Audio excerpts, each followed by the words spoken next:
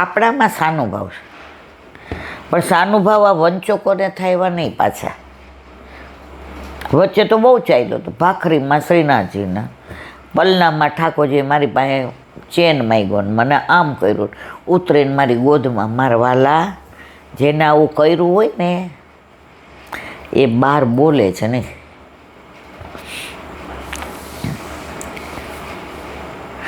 બોલે એનો મતલબ એમ કે એને પ્રતિષ્ઠા જોઈએ છે, એને પ્રશંસા જોઈએ છે. આપણામાં તો સ્પષ્ટ આજ્ઞા છે, પ્રગટ કરે રસ જાય.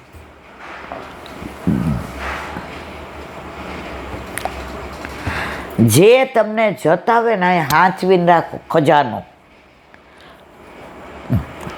દિવાળીમાં આપણે એક તોલો હોનું લીધું હોય ને, અત્યારે તો લેવાય જ નહીં આટલો 1 લાખ ભાવમાં, તોય આપણે કોઈને કહેતા નથી. લોકરમાં જઈને મૂકી આવ્યા કે હમણાં પાછું દિવાળીમાં ક્યાંક બહાર જવાનું થાય તો કાં તમારાથી એક તોલો હોનુંય લોકરમાં, તો આ તો નિધિ તમારા માથે બિરાજતા તમારા ઠાકોરજીએ તમને આવો પોતાના માણીને સ્વાનુભાવ કરાવ્યો મારા વાલા. તો દુનિયાને કહી દેવાનું, પ્રગટ કરે રસ જાય.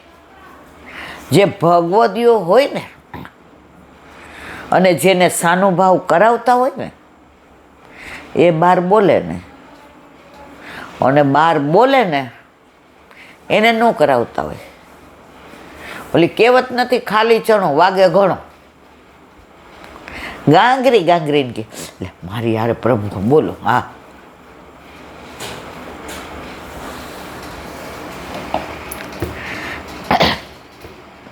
આપણામાં તો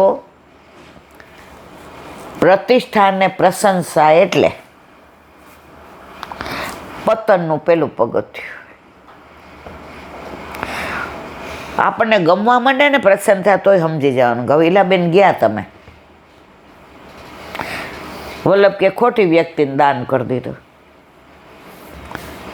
આજે આ બધું ભૂલ થાય, નામમાં ભૂલ થાય, શબ્દમાં, એ બધું મારો વાંક કહેવાય. પણ આ જે બધું ગ્રંથો પ્રમાણે કે કોઈના ભાવ સાનુભાવ થયો હોય, જે નામ ન દેવાય ને આપણે કહી રહ્યા હોઈએ. હવે આ જીભમાં કોતરાયું હોય એમાં કદાચ મારાથી ને કયા ઘરના બાળક એમાં ભૂલાઈ થઈ હોય તો એ ભૂલ મારી કહેવાય. પણ આ હકીકત છે ને એને બયાન કરાય. અત્યારે લોકોને બસ દેખા દેખી. એક બેન મંદિરમાં સાવરણી લઈ આવ્યા હતા 6. હવે એમનાથી વળાય એટલું વાળ્યું, પછી અધૂરું રહ્યું ને એટલે બીજા બેને કીધું લાવો લાવો હું પૂરું કરી નાખું. એટલે ઓલી હાવણી જે ઈ લાવ્યા હતા ને, એટલે ઓલા બેને કીધું લાવો હા હું લાવી છું, અંદર બીજી પડી હોય એનાથી લઈ આવો.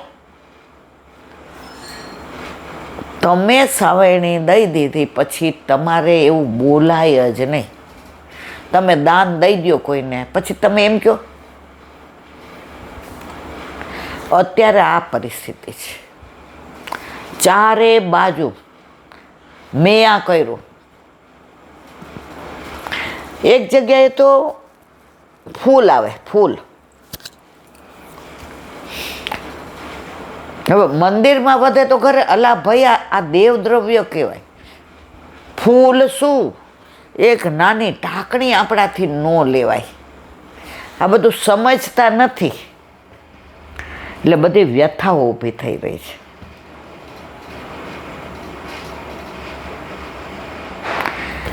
એક બેન એક વાર સરસ મોગરો લઈ આવ્યા બોમ્બેથી ને અહીંયા તો આપણે બંધ થઈ ગયા. મને કે એક કામ કરો ને આ મોગરો લઈ જાઓ. મેં તો ઉભા શું કરવાનો છે, થોડોક મંદિરમાં પધરાવજો અને વધે એટલો તમે. મેં તો શું, મેં પહેલાં તો મોગરો તમારી પાસે રાખો, તમે જ્યાં પધરા હોય ત્યાં પધરા. મેં કીધું પણ મારે તો હું કોઈના ભૂલમાં શું છે, છેક મુંબઈથી મંગાવ્યા છે.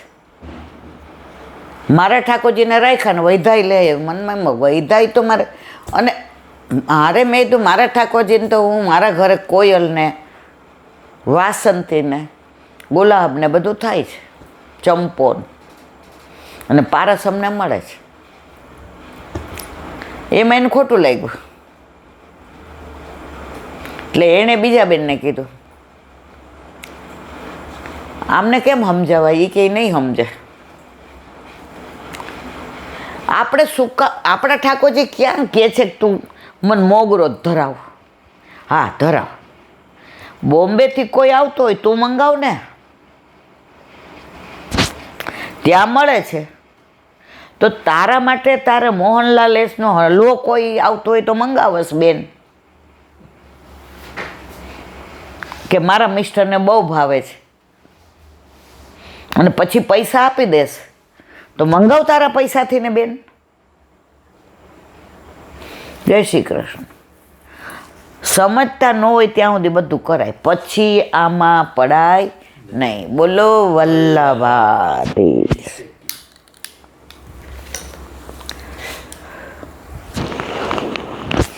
વ્રજ વિહાર. નવનીત પ્રિય શાસ્ત્રીને ભગવત સ્મરણ. વ્રજ તો વ્રજ. કાલે આપણે ગયા ત્યાં અસારવા, તો ઓલા વ્રજવાસી બેસે છે. વ્રજ કી તો બાથી કુછ ઓર હે, એનું મોઢું આમાં આટલું મોટું થઈ ગયું.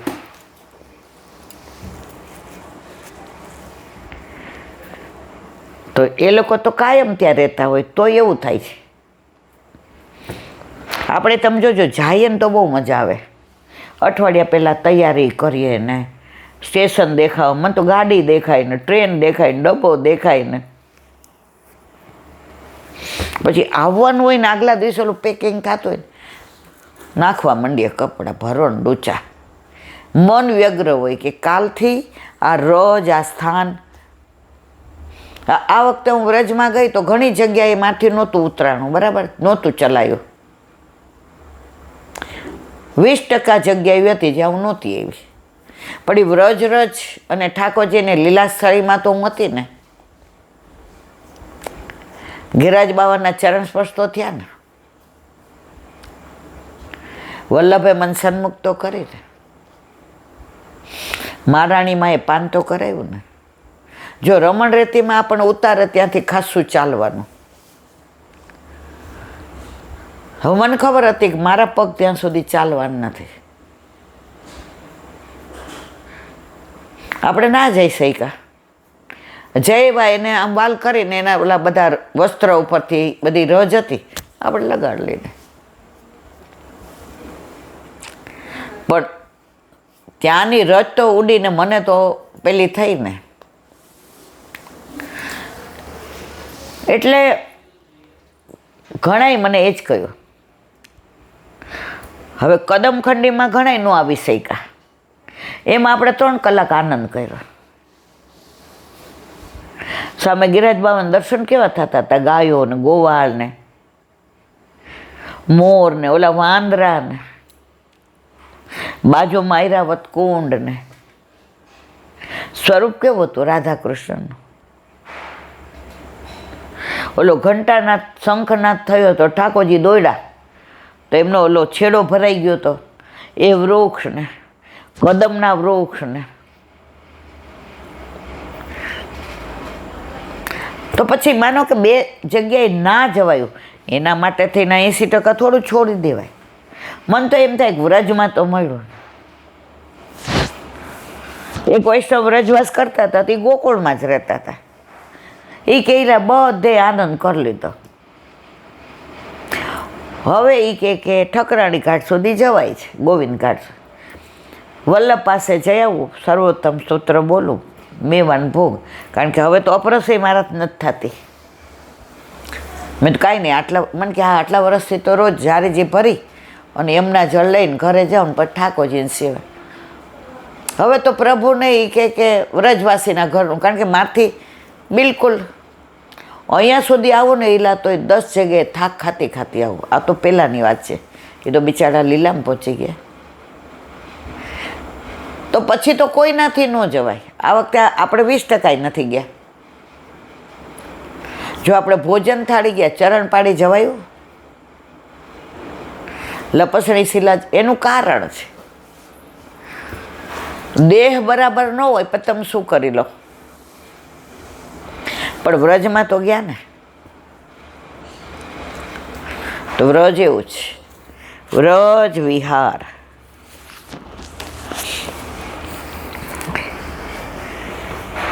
હવે આપણે આવ્યા વૃંદાવન. પુરુષોત્તમ ભગવાન શ્રી કૃષ્ણની રસ લીલાઓનું ધામ છે વૃંદાવન. વસંતાધિપતિ સરસ શૃંગારાત્મા શ્રી કૃષ્ણ ગોચારણ રૂપ ધર્મ કરતા